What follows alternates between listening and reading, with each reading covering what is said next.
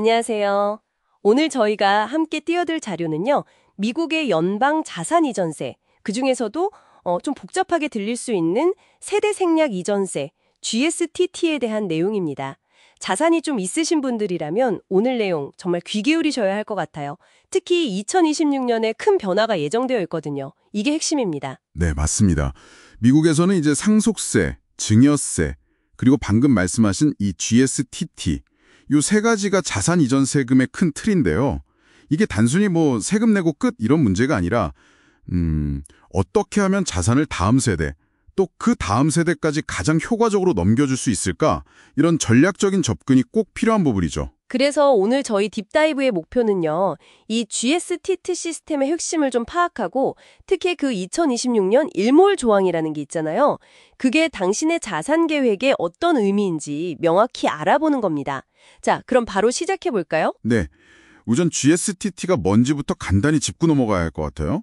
아주 쉽게 말하면 자녀 세대를 건너뛰고, 그러니까 손자녀나 그 아래 세대, 이런 사람들의 스키퍼슨이라고 부르는데요. 이분들에게 자산을 물려줄 때요, 그때 일반 상속세나 증여세 외에 추가로 40%의 세금이 더 붙는 겁니다. 아, 40%나요? 네, 그러니까 한 세대의 세금을 건너뛰는 거죠. 여기서 그 스키퍼스는 보통 증여자보다 2세대 이상 아래 직계 후손이거나 아니면 뭐 혈연 관계가 없어도 37.5살 이상 차이가 나는 사람들을 말하고요. 와, 40%면 정말 상당한 액수인데, 근데 이게 2025년하고 2026년 사이에 상황이 확 달라진다는 거죠? 그게 중요한 포인트인 것 같은데요? 바로 그겁니다. 그게 제일 중요해요.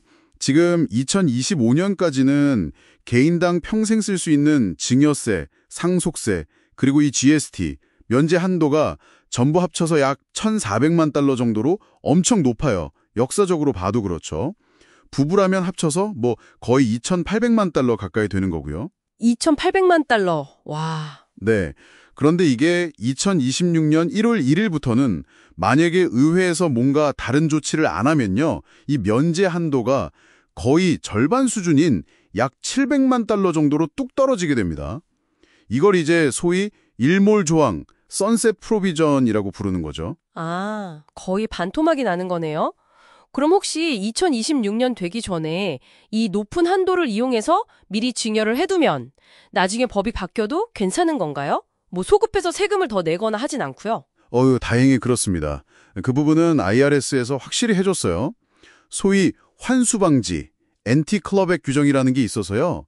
2025년 말까지 현재 높은 면제액을 써서 증여를 완료했다면 나중에 2026년에 면제액이 줄어들어도 그걸 문제 삼아서 소급과세하지는 않겠다, 이렇게요. 아, 다행이네요. 그런데 여기서 진짜 조심해야 할 GST만의 함정이 하나 있어요. 함정이요? 어떤 함정이죠? 이게 바로 이전 불가능성, 영어로는 non-portability이라고 하는데요.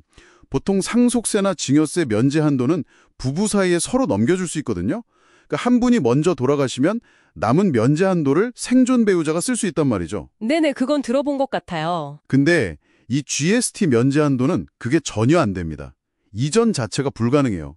한 배우자가 사망할 때 쓰지 않은 그 배우자 몫의 GST 면제 한도는 그냥 그대로 사라져버리는 겁니다. 영원히요. 잠깐만요. 그럼 그게 무슨 뜻이죠? 예를 들어서 그냥 일반적인 유언장처럼 내 모든 재산은 내 배우자에게 준다. 이렇게만 써놓으면요?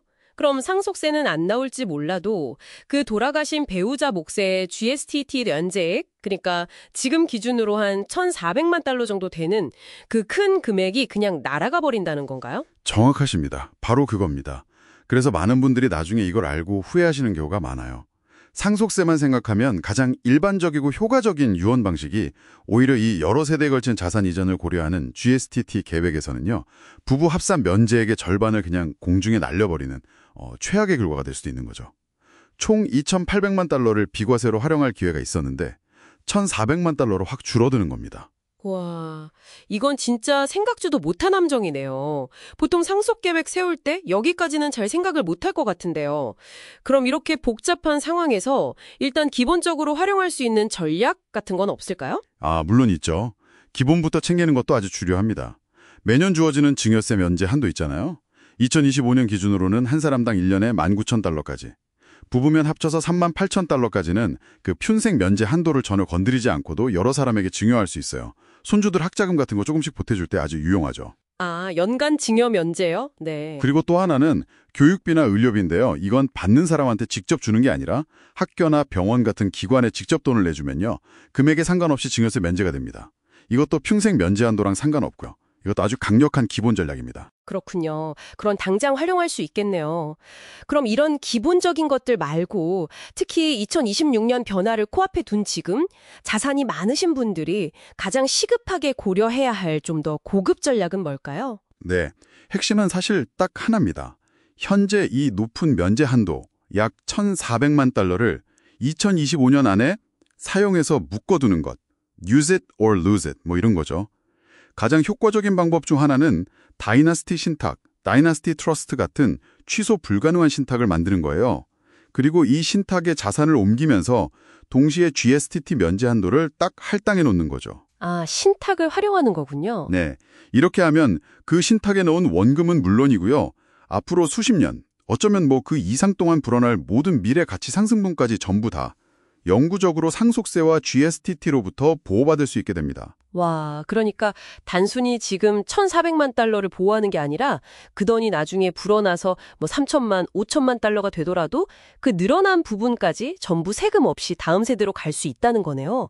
시뮬레이션 자료 보니까 그 차이가 정말 어마어마하던데요. 맞습니다. 2025년 말 전에 이 전략을 쓰는 경우랑 안 쓰는 경우랑 비교하면 나중에 최종적으로 다음 세대, 또 그 다음 세대에게 돌아가는 자산 규모가 수백만 달러, 아니면 뭐 자산 규모나 투자 성과에 따라서는 수천만 달러 이상 차이가 날 수도 있습니다. 이건 그냥 세금을 좀 더 내냐 마냐의 문제가 아닌 거죠.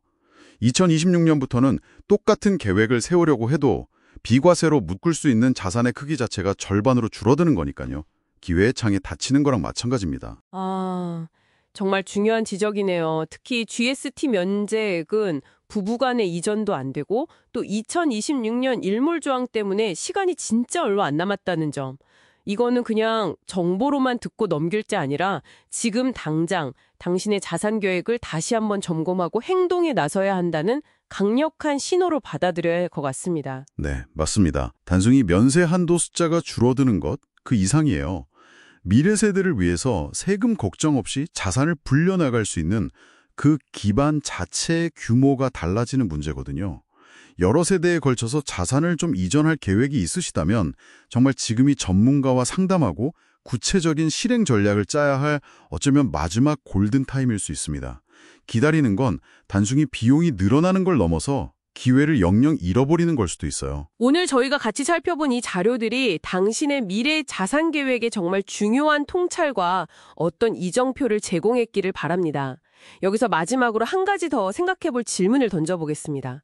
만약 당신이 지금 당장 1,400만 달러 정도를 GST 면제 신탁에 넣기로 결정했다고 가정해 봅시다. 그렇다면 그 신탁 안에 어떤 종류의 자산을 넣어야 미래의 가장 큰 비과세 성장 효과를 누릴 수 있을까요?